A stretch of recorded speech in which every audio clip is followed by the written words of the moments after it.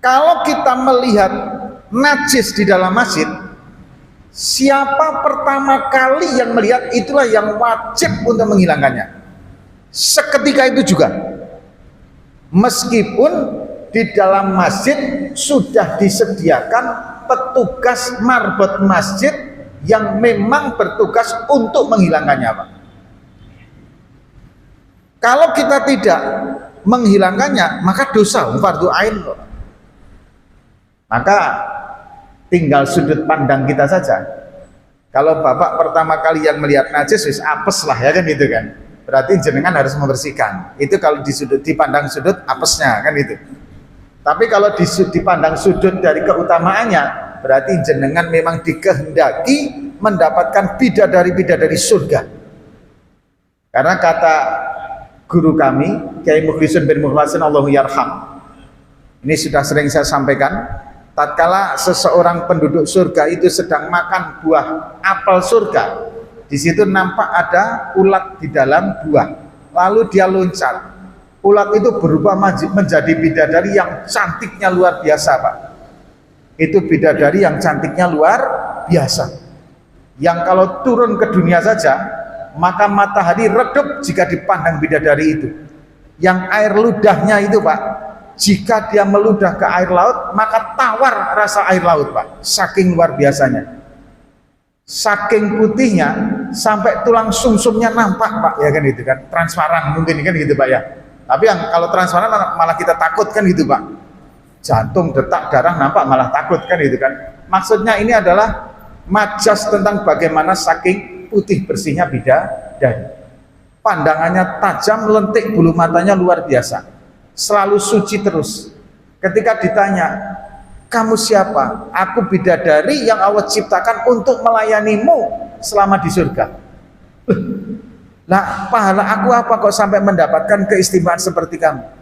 Karena dulu Anda Tuhan yang telah membersihkan kotoran masjid saat hidup di dunia. Jadi kalau jenengan membersihkan kotoran masjid, itu menjadi mahar bidadari di surga.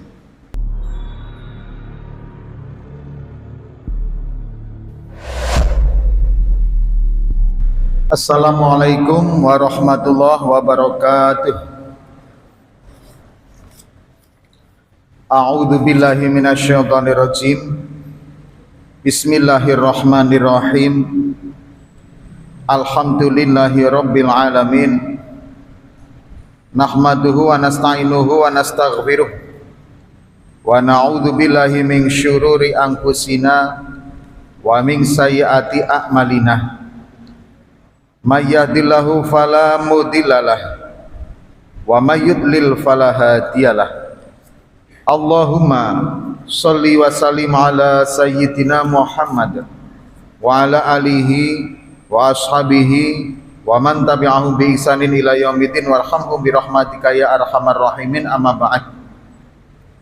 Yang kami muliakan para alim, para ulama, para kiai, para ustadz, para imam dan para guru-guru kita semua. Yang kami muliakan Ketua Pengurus Masjid Al-Uswah beserta kepengurusannya. Yang kami banggakan Bapak Ibu semua yang alhamdulillah istiqomah hadir dalam pengajian kita setiap Ahad malam Senin. Hadirin, marilah kita bersyukur kepada Allah Subhanahu wa taala atas segala nikmat, rahmat, hidayah yang Allah Subhanahu wa taala berikan kepada kita. Atas nikmat-nikmat tersebut mari kita memuji kepada Allah Subhanahu wa taala dengan mengucapkan alhamdulillahi rabbil alamin. Salam dan salawat mari kita haturkan kepada junjungan kita Nabi Agung Muhammad sallallahu alaihi wasallam. Allahumma sholli wa sallim ala sayyidina Muhammad wa ala ali sayyidina Muhammad.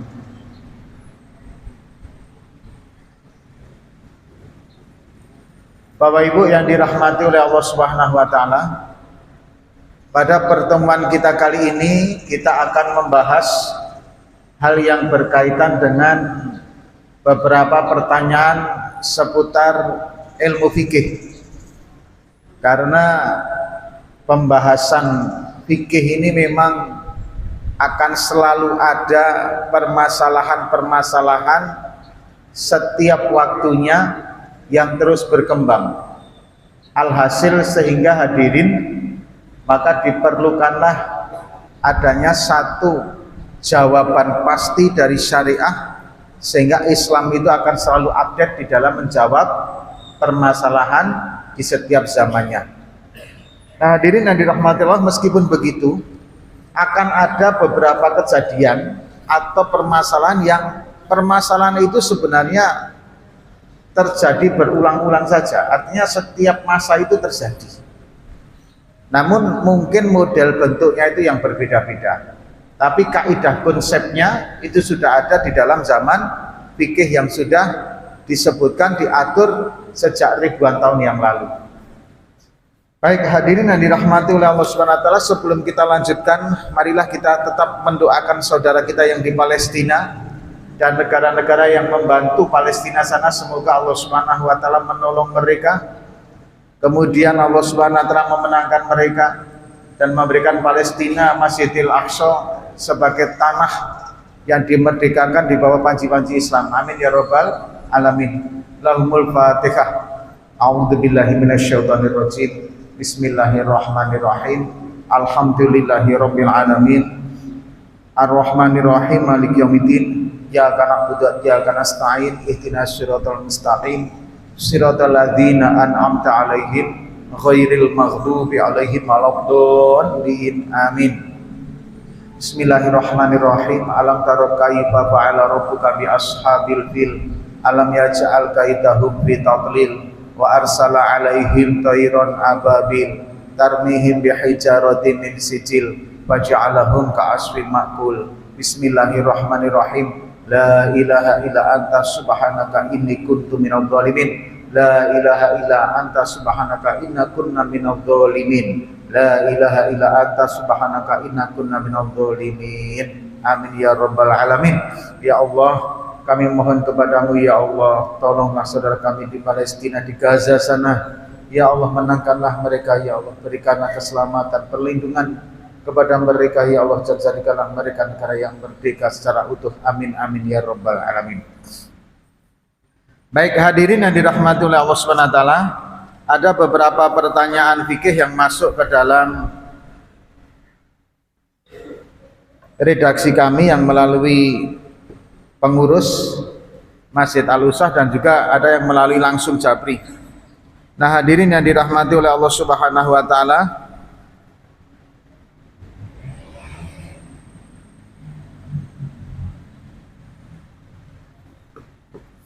beberapa pertanyaannya diantaranya adalah yang pertama, mohon dijelaskan tentang adab di dalam masjid. Nah begini Pak, adab di dalam masjid itu macam-macam tingkatannya. Ada yang menjadi hukum sunnah ketika itu dilakukan di masjid, yang pertama. Kemudian yang kedua, ada yang makruh. Yang ketiga, ada yang haram. Kemudian nanti yang keempat adalah bagaimana hukum ahlu masjid ketika berada di dalam masjid, gitu loh Pak. Nah, contoh yang sunnah kita sama-sama paham ya, masuk memakai kaki kanan, keluar kaki kiri. Kemudian banyak hal lah, itu kemarin kita sudah bahas di adab-adab masjid. Nah, kemudian ada satu masalahnya begini. Seandainya kita pertama kali melihat ada kotoran di karpet masjid. Ini pertanyaan sampai di sini mohon dipahami dulu ya, dipahami. Seandainya kita pertama kali, berarti diri kita yang melihat Pak, ya kan? Melihat ada kotoran di karpet masjid, berarti orang lain nggak melihat nih, cuma diri kita aja yang melihat. Katakanlah itu kotoran burung atau kotoran kucing, atau yang sering itu kotoran cecak. Nah, kalau cecak ini asal ada bentuknya sedikit hitam, kemudian ada topi hajinya di situ, ya kan, karena ada putihnya. Itu jangan sekali-kali dipegang. Kalau dipegang, dicium, najis itu Pak, ya kan. Kemudian lalu kita acuh dan membiarkannya kotoran itu.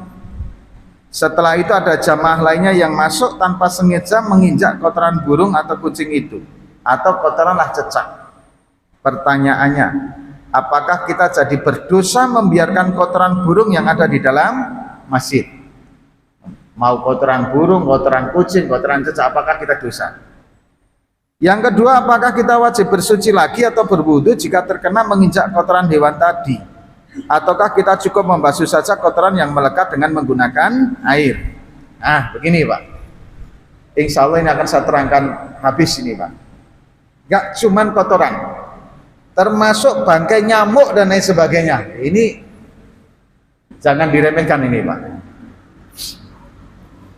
Ketika kita sholat, Allahu Akbar, kemudian ada sedikit kotoran, ada sedikit sisa makanan yang ada di dalam gusi, keluar, apa tindakan kita? Kalau ditelan, batal sholatnya Pak, karena termasuk batasan minimal makan dan minum di dalam sholat. Itu sudah masuk makan dan minum Pak. Minumnya nggak masuk tapi makannya masuk, karena ada sedikit sisa makanan itu.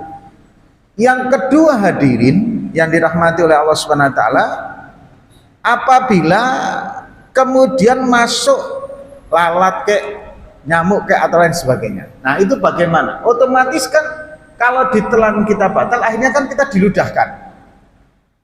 Maka bagaimana hukum meludah di dalam masjid? Itu sudah mulai masuk ke dalam hukum yang berkaitan ujung akhirnya nanti dengan barang najis tadi.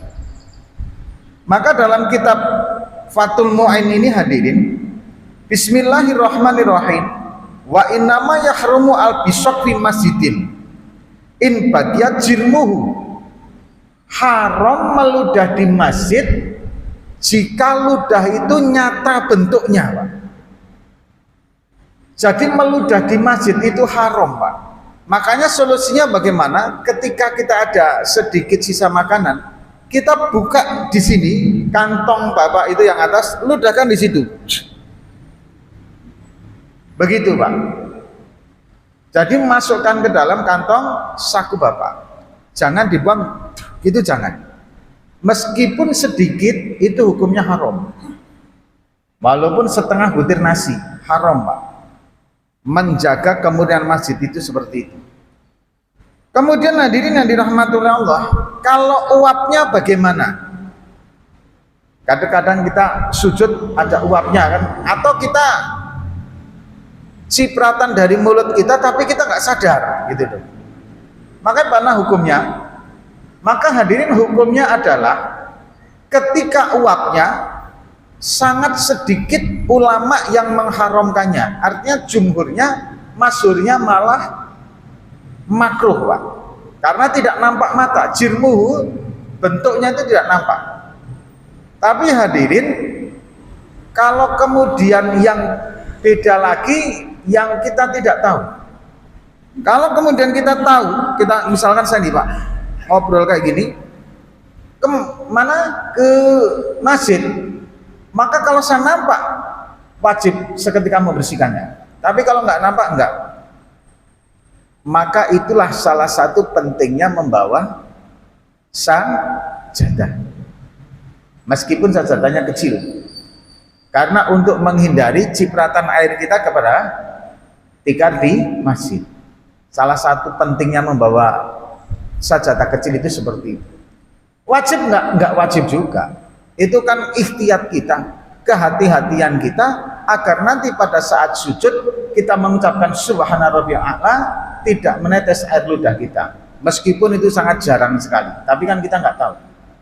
Itulah langkah ikhtiyat hati-hati kita. Karena meludah di dalam masjid kalau sengaja hukumnya adalah haram. Kalau tidak sengaja tapi jirmuhu bentuknya nampak, itu pun masuk kategori haram. Ini meludah. Kemudian hadirin yang dirahmati oleh Allah, wakila watuna husrihi lakin yahrumu alaiha min sihati takdiriha kama huwa dhahirun. Namun tidak haram meludah pada tikar-tikar masjid, tetapi dari segi pengotoran tikar maka tetap haram. Ini kan ada tikarnya Pak. Kita meludah ke tikarnya nggak haram untuk adab masjidnya. Tapi hadirin dari segi pengotorannya haram juga gitu loh. Maka saya sarankan agar kita ini sholatnya selamat, kemudian kita tidak hadirin menjadi orang yang dosa karena ketidaktahuan kita, maka seyogyanya memakai sajadah meskipun itu kecil saja. Tapi jangan dijadikan patokan standar, ya Pak ya.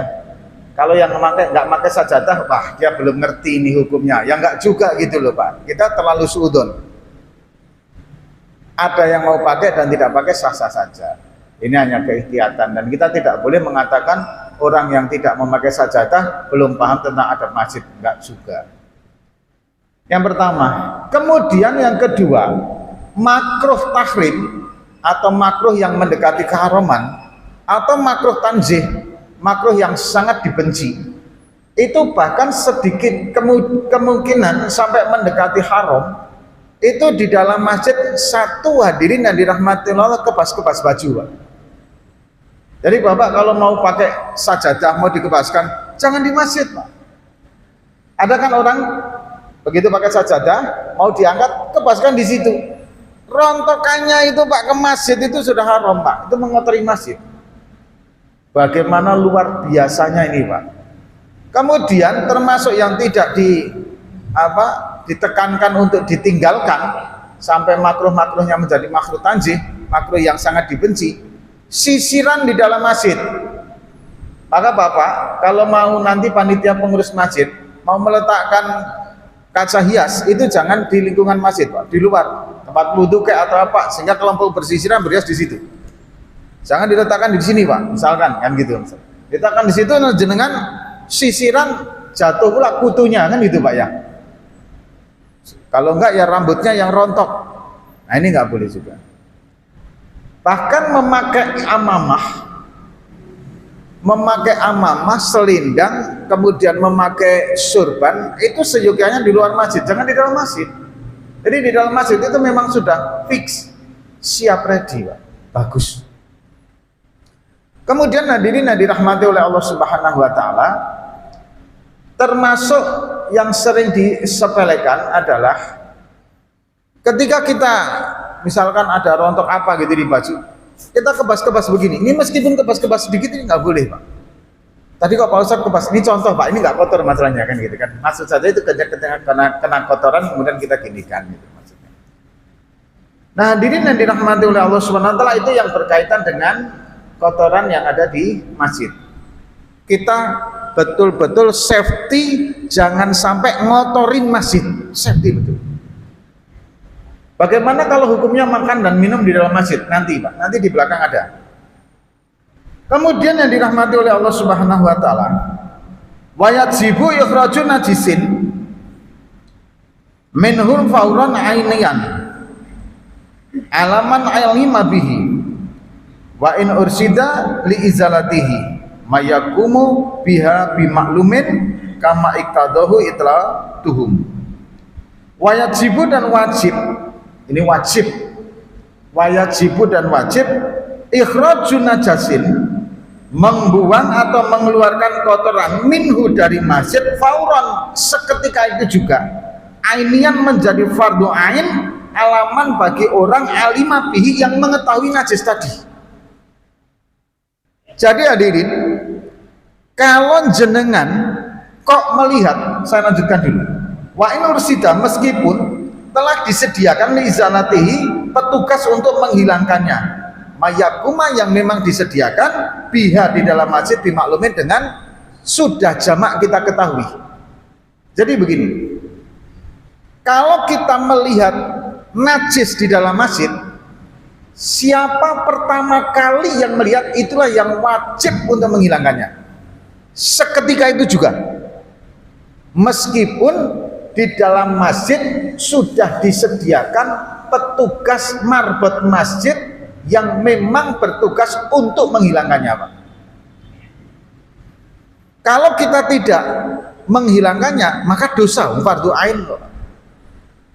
Maka tinggal sudut pandang kita saja. Kalau bapak pertama kali yang melihat najis, wis apes lah ya kan gitu kan. Berarti jenengan harus membersihkan. Itu kalau dipandang sudut apesnya kan itu. Tapi kalau dipandang sudut dari keutamaannya, berarti jenengan memang dikehendaki mendapatkan bidadari surga. Karena kata guru kami, Kiai Mukhlisin bin Mukhlasin Allahu yarham, ini sudah sering saya sampaikan, tatkala seseorang penduduk surga itu sedang makan buah apel surga, di situ nampak ada ulat di dalam buah, lalu dia loncat. Ulat itu berubah menjadi bidadari yang cantiknya luar biasa, Pak. Itu bidadari yang cantiknya luar biasa, yang kalau turun ke dunia saja maka matahari redup jika dipandang bidadari itu. Yang air ludahnya itu, Pak, jika dia meludah ke air laut, maka tawar rasa air laut, Pak. Saking luar biasanya, saking putihnya, sampai tulang sumsumnya nampak, Pak, ya kan itu kan, transparan mungkin kan gitu, Pak ya. Tapi yang kalau transparan malah kita takut kan gitu, Pak. Jantung, detak, darah nampak malah takut kan gitu kan. Maksudnya ini adalah majas tentang bagaimana saking putih bersihnya bidadari. Pandangannya tajam, lentik, bulu matanya luar biasa, selalu suci terus. Ketika ditanya, kamu siapa? Aku bidadari yang Allah ciptakan untuk melayanimu selama di surga. Lah, pahala aku apa kok sampai mendapatkan keistimewaan seperti kamu? Karena dulu Anda Tuhan yang telah membersihkan kotoran masjid saat hidup di dunia. Jadi kalau jenengan membersihkan kotoran masjid, itu menjadi mahar bidadari di surga. Itu kalau tai kucing, apa kalau tai cecak, Pak Ustadz? Iya, kalau tai kucing bidadarinya kayak apa? Wah, semua alam ya kan itu kan. Ya itu mungkin nggak ada kaitannya ya kan itu. Yang penting pokoknya kotoran masjid. Jadi siapa saja Bapak, kalau Bapak melihat kotoran di masjid yang bentuknya najis, maka hadirin wajib seketika itu jenengan yang berkewajiban untuk membersihkannya. Jangan kemudian menunggu marbot masjid. Penyakit kita, tinggal panggil petugas masjid selesai kan gitu, Pak. Nah ini penyakit kita. Sekarang kalau misalkan ada tai cecak gitu, Pak, apakah kemudian Anda harus memanggil petugas masjid untuk membersihkan tai cecak itu, Pak? Ya lebih betul kalau kayak gitu kan gitu, Pak. Jadi seperti itu, Pak. Nah kecuali jenengan ada udzur, ketidakmampuan muntah-muntah kayak atau apa kayak sehingga menyiksa diri, ya itu bagaimana lagi kalau sudah ada udzur seperti itu. Tapi kalau hukumnya, jika tidak ada udzur yang menghalangi, maka seketika itu Andalah yang berkewajiban untuk membersihkannya. Termasuk tai cecak, kotoran cecak itu, Pak. Maka di kanan kiri itu Bapak kalau melihat langsung ambil, Pak. Ambil, taruh di sini dulu, Pak. Ya kan? Habis nanti kemudian buang, Bapak bersih. Tapi kalau memegang apa keran, hati-hati juga, Pak. Kadang mohon maaf, saya praktekkan ini. Ini keran, tangan Bapak najis, pegang ini, kemudian ngalir, bersihkan lagi, otomatis kan najisnya ada yang nempel di sini, Pak. Bapak pegang lagi di sini, ya najis lagi gitu loh. Makanya cara prakteknya adalah ketika tangan Anda ini najis, jenengan bukannya pakai gini. Kalau terpaksa pakai gini, setelah selesai nanti Anda siram tangkainya apa? Tangkainya keran itu, sehingga tidak balik lagi najis ke keran tadi. Ini yang harus dipahami. Saya ulangi ya. Tangan Bapak misalkan najis, tangan Ibu najis ini. Kemudian pegang keran, ya kan? Akhirnya najisnya kan nempel di sini. Bapak kemudian cuci, nutup lagi, ya najis lagi. Maka solusinya jenengan mutar memakai punggung tangan yang tidak najis. Kalau ternyata jenengan tidak bisa membuka karena ini apa kenceng, bukalah dengan tangan ini nggak apa-apa. Tapi habis bersihkan, Anda ambil air, Anda siram sampai rata, sehingga nanti najis yang di sini hilang. Begitu jenengan tutup lagi, sudah suci semua. Begitu juga dengan gayung, Pak. Bapak tangan kena najis, gayungnya basah, Bapak pegang gayungnya begini. Kemudian Anda siram, habis ini pegang gayung lagi, ya jangan habis itu begini siramkan ke gayung dan tangannya, Pak. sehingga gayung dan tangannya menjadi suci. Nah, hadirin yang dirahmati oleh Allah Subhanahu wa taala, jadi kesimpulannya tadi bagaimana hukumnya tentang ketika kita melihat najis. Yang melihat najis itulah yang berkewajiban membersihkan ketika dia mengetahui ada najis tadi. Wa in alima bihi, jikalau dia mengetahui terhadap najis tadi. Kemudian apabila terinjak orang, ya kan, maka karena bapak pertama kali yang melihat, bapak ikut dosa. Kemudian yang menginjak tadi, kalau juga nggak membersihkan, dosa juga, Pak. Akhirnya dosanya kemana-mana. Makanya hadirin yang dirahmati oleh Allah Subhanahu wa taala, daripada kita ikut berdosa, orang lain menginjak tidak membersihkan juga dosa. Ketika kita melihat, bersihkan. Kemudian hadirin yang dirahmati oleh Allah, wa yahrumu baulun fihi walau fi nahwi tastin. Haram juga kencing baulin fihi di dalam masjid walau fi nahwi tastin, meskipun itu kemudian diberikan wadah. Di dalam masjid jelas tidak boleh kencing. Makanya kalau mau membuat tempat wudhu, tempat kencing jangan menyatu dengan masjid, ya Pak ya. Kan ada Pak, masjid di sini, tempat wudhunya itu di situ Pak, di dalam. Ada sekarang ini model kayak gitu Pak. Baunya kan masuk Pak Ustadz. Oh safety betul Pak sekarang, sampai nggak masuk Pak baunya, gitu loh. Tapi internal masjid, nah ini yang kemudian banyak orang yang apa ya. Saya pernah jumpa masjid ngeri lagi tempat wudhunya Pak. Jadi tempat wudhunya ini, yang sebelah sini itu tempat kencing berdiri, yang sebelah sini dibuat untuk wudhu. Kalau kayak gitu ngucapin bismillah di situ ya haram, gitu loh Pak. Haram. Kenapa hadirin? Karena jadi satu di dalam WC tadi. Termasuk mohon maaf kemarin yang mempunyai baju kalimat la ilaha illallah Muhammad Rasulullah, topi yang dicap dengan kalimat la ilaha illallah Muhammad Rasulullah, stiker yang dipasang kalimat la ilaha illallah Muhammad Rasulullah, itu bagus. Saya katakan bagus karena saking cintanya dengan kalimat tauhid. Tapi, ya ini tapi wajib menjaga adabnya terhadap kalimat itu. Kalau mau dicuci jangan dimasukkan ke dalam kamar mandi, jangan cuci di keran luar. Habis dicuci di keran luar dijemur, karena di situ memang ada kalimat la ilaha illallah. Sudah ada kalimat itu, nyucinya di mesin cuci, campur celana dalam di dalam kamar mandi pula Pak.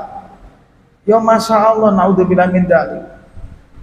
Makanya kalau tidak bisa menjaga itu ya nggak usah, gitu loh Pak.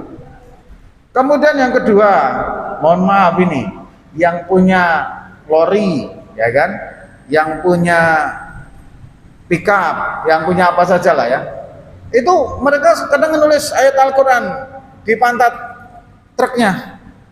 Begitu nanti pintu truk itu dibuka ke bawah, orang naik hanya kelompat-kelompatan Pak, keinjak-injak. Gak bisa sembarangan menulis kalimat la ilaha illallah Muhammad Rasulullah atau kalimat potongan ayat Al-Quran. Harus dijaga betul sehingga tempat-tempat tertentu yang dimungkinkan agar tidak terhina, agar tidak menghinakan ayat-ayat tadi, ya jangan dipasangin itu. Ada lagi, karena saking pengennya nganu, bapak punya motor, lampu belakang ditulis kalimat la ilaha illallah. Ketika Anda naik ke motor itu, pantatnya di atas kalimat itu Pak. Anda kan malah nggak menjaga kemuliaan kalimat itu. Pasang lagi di selebor depan, sama saja. Jadi kalau kaos tadi bagaimana Pak Ustadz? Asal bisa menjaganya bagus. Tapi kalau nggak bisa menjaganya itu yang kemudian menjadi masalah bagi jenengan. Nah hadirin yang dirahmati oleh Allah Subhanahu wa taala, kemudian nah ini Bapak Ibu yang sering terjadi, wa yakhrumu aidon wa atakhilu na'lin mutanajisatin la yaman antal withu.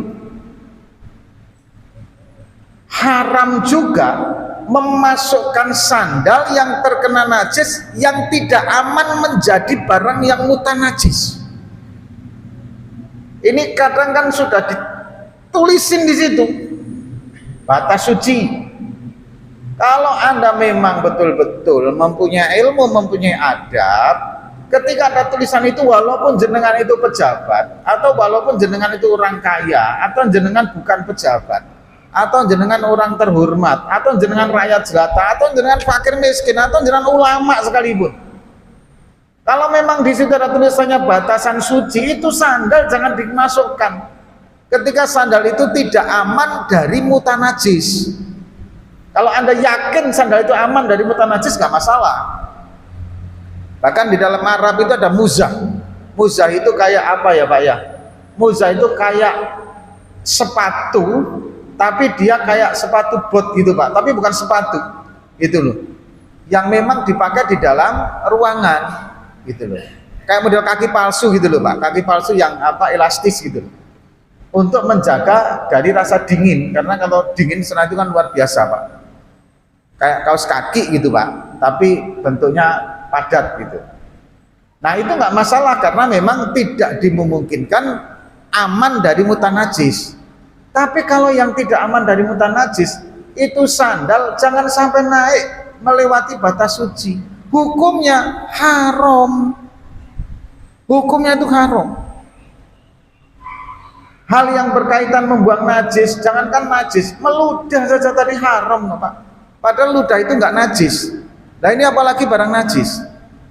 Kadang mentang sandalnya di situ kulit gitu Pak ya, wah sandalnya bagus, kulit khawatir nanti hilang. Ya kalau memang khawatir hilang, bungkus Pak, masukkan ke tas Bapak gitu loh, bawa sekalian ke masjid malah nggak masalah gitu. Asal tidak mutanajis. Nah ini hadirin yang dirahmati oleh Allah Subhanahu wa Ta'ala tentang masalah sandal. Kemudian hadirin yang dirahmati oleh Allah, nah ini Pak, waramyun nahwi kumlatin fihi maitatan wa qatluha fi ardihi wa ingqala damuha.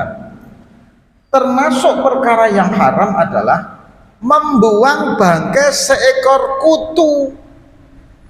Kutu itu Pak haram. Kemudian membunuhnya di dalam masjid sekaligus hanya sekalipun walau kola sedikit damuha darahnya. Jadi ada nyamuk tek, mati Bapak buang, haram ini Pak, haram. Kalau begitu bagaimana, usir aja nyamuknya itu. Walaupun kutu aja jangan dapat kutu kecil diginikan buang, haram kok Pak. Apa enggak luar biasa menjaga kewibawaan masjid itu Pak? Nyamuk tepuk kan jadi bangkai itu, Anda buang, haram. Jadi jangan tek, ya sudah keluar, bersihkan pakai air gitu loh. Ini yang berkaitan dengan bangkai di dalam masjid. Kemudian hadirin yang dirahmati oleh Allah Subhanahu wa Ta'ala, wa amma ilqauha, adapun jika kutu itu masih hidup kemudian menanamnya hidup-hidup di dalam masjid, menurut Dhahir Fatwa An-Nawawi adalah boleh. Jangan ada kutu di sini, ambil gauk tanahnya, masukkan ke tanah masjid, tutup, itu boleh malahan Pak, karena nggak dibunuh, tapi makruh juga gitu loh. Makanya hati-hati di dalam masalah masjid. Nah kemudian hadirin, bismillahirrahmanirrahim. Wa yukrahu qasfastun wa hijamah fihi. Namun dimakruhkan seputar fastun. Fastun itu ilmu tusuk jarum itu loh Pak sekarang. Totok jarum, tusuk jarum itu. Ada yang fastu itu, fastu itu, pengobatan fastu itu. Nah itu kalau di dalam masjid makruh hukumnya termasuk berbekam, meskipun darahnya kemudian diwadahi, dan ini dilakukan di dalam masjid. Demikian pula suara lantang, berteriak-teriak di dalam masjid itu makruh Pak. Bagaimana kalau dakwah? Nah, beda lagi Pak, ceramah dakwah kayak gini. Jadi teriak-teriak dalam masjid itu teriak-teriak yang nggak ada. Misalkan Pak, Bapak di sana, kemudian saya manggil, oh woi sini. Ah itu nggak boleh, makruh hukumnya. Termasuk tertawa terbahak-bahak. Nah, bagaimana hukumnya kompang marawis di dalam masjid? Sebaiknya di luar, Pak. Jumhur ulama mengharamkan, Pak. Jumhur ulama. Kompang, marawis, kemudian apa lagi lah? Pokoknya yang pakai alat-alat musik itu untuk ikhtiyatnya, hati-hatinya sebaiknya nanti di luar masjid, jangan di dalam masjid. Karena sebagian besar ulama mengharamkan, termasuk kendang yang ada ecek-eceknya pun itu ada yang mengharamkan. Nah, menghindari perselisihan yang nggak perlu dalam perdebatan, kalau saya sarankan di luar saja. Karena jumhur ulama mengharamkan. Kemudian bagaimana kalau jual beli? Nah, jual beli ini memang secara letterleknya waharuma al-bai' fil masjid, haram jual beli di dalam masjid.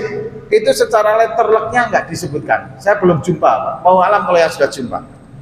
Cuman Rasulullah SAW mengajarkan bahwa doakan orang yang berdagang di masjid itu rugi, Pak. Nah, kalau Rasulullah saja sudah mendoakan rugi, sama apa nggak takut, Pak? Kalau Rasulullah yang mendoakan, kita ini didoakan kiai saja ketakutan, nggak, Pak? Ini Rasulullah mengancam akan mendoakan kerugian bagi orang yang berdagang di masjid. Makanya jangan sampai kita kemudian berdagang di masjid, termasuk berdagang di masjid itu perdagangan online sekarang, Pak. Perdagangan online, misalkan trading, itu kan perdagangan nilai. Perdagangan online yang lain, COD dan lain sebagainya. Bapak pas khutbah justru mau ngade HP, jual beli kembali mati HP, termasuk itu, Pak. Doakan Rasul semoga Anda merugi, Pak. Nah ini, Pak. Makanya kalau di sini malah hukumnya cuma makruh. Tapi kalau melihat hadis Rasul, hati-hati, Pak. Jangan sampai kemudian kita merugi karena sebab jual beli di dalam masjid. Inilah pertanyaan pertama. Kemudian yang kedua, apakah batal wudhu kita jika menginjak kotoran? Nggak batal, Pak. Asal menginjaknya nggak disertai kentut. Kalau Bapak nginjaknya bareng dengan kentut ya batal gitu loh. Jadi yang membatalkan wudhu itu meskipun kita ini menginjak kotoran, meskipun kita itu asal perkara-perkara mubtilatil wudhu, perkara-perkara yang membatalkan wudhu itu tidak dijalankan, ya masih tetap utuh wudhunya, cukup hanya membersihkan najisnya saja, ya Pak ya. Kemudian apakah kita diperbolehkan mengadakan transaksi jual beli di dalam masjid, contohnya menjual kue, makanan, bagaimana hukumnya di dalam Islam, Ustadz? Tadi sudah saya jelaskan, Pak ya. Nah, hadirin, termasuk mengumumkan barang hilang itu doakan semoga tidak ketemu gitu malah. Jadi nggak perlu diumumkan. Bapak kalau hilang di masjid langsung temui pengurusnya saja. Jangan sampai pengurus kemudian mengumumkan, Pak. Jadi bagaimana solusinya? Bapak hilang di masjid, apanya? Jamnya. Ya udah. Nggak usah nunggu pengurus ngumumin. Temui pengurus, kalau nanti jumpa jam yang begini-begini itu milik saya, hubungi nomor sekian. Selesai kalau Bapak buru-buru. Jadi jangan sampai kemudian pengurus naik, Assalamualaikum, yang kehilangan jam tangan, gini-gini, ya kan gitu kan. Enggak seperti itu. Tapi repotnya kalau di kampung enggak cuma itu, sampai pengumuman Assalamualaikum kerja bakti hari ini, sampai gitu juga, Pak ya. Jangankan kerja bakti, kadang lomba voli itu diumumkan, bapak-bapak lomba voli sudah mau dimulai, corong masjid pula, ya kan. Nah ini jauh. Termasuk hadirin, ini nanti kalau sudah dipasangin AC dan lain sebagainya. Bapak-bapak kalau mempunyai masjid, yang masjid Bapak dipasangin AC, kemudian sholat Jumat, ya kan, sholat Jumat sudah didirikan, maka agar ada pintu yang menyambung terus sehingga tidak dibatasin, tolong pintunya pada saat ketika sholat Jumat itu dibuka. Kalau pintunya ditutup, putus, Pak, sholat jamaah yang di luar, Pak. Misalkan ini gini, Pak, ya kan, tutup ya sana buka, maka kemudian masih ada satu pintu itu yang menghubungkan ke jamaah yang di luar. Tapi kalau semua tutup gara-gara agar AC-nya nggak keluar, yang di luar batal, Pak, sholatnya, Pak. Kenapa? Karena terputus. Dengan sudah ditutupnya itu nggak ada lagi jalan untuk menyambung daripada sholat tadi. Maka ini yang perlu diperhatikan sekali Pak, untuk pengurus masjid yang masjidnya di dalam Bapak nanti ketika mempunyai AC, jangan sampai ketika sholat Jumat ada jamaah yang di luar, kemudian gara-gara agar AC-nya tidak keluar, pintunya ditutup. Jangan Pak, kalau bahasa sekarang kan jangan deh ya, kan gitu Pak ya, itu bisa putus nanti sholat jamaahnya. Kemudian hadirin yang dirahmati oleh Allah, masih ada pertanyaan beberapa lagi, tapi karena waktunya sudah tidak cukup. Bagaimana cara mengqashar sholat, dan bagaimana ketika kita sudah sampai tempat tujuan, apakah boleh kita mengqashar sholatnya atau kita sholat jamaah dengan orang tempatan di situ. Nah ini insya Allah kita bahas di pekan yang akan datang. Semoga hadirin yang dirahmati oleh Allah Subhanahu wa taala, kita diberi umur yang panjang, tetap bisa takwa kepada Allah Subhanahu wa taala dengan takwa yang lebih baik dari hari per hari. Amin amin ya rabbal alamin. Kita tutup dengan doa kifarah majlis. Subhanakallahumma wa bihamdika asyhadu an la ilaha illa anta astaghfiruka wa atubu ilaik. Wassalamualaikum warahmatullahi wabarakatuh.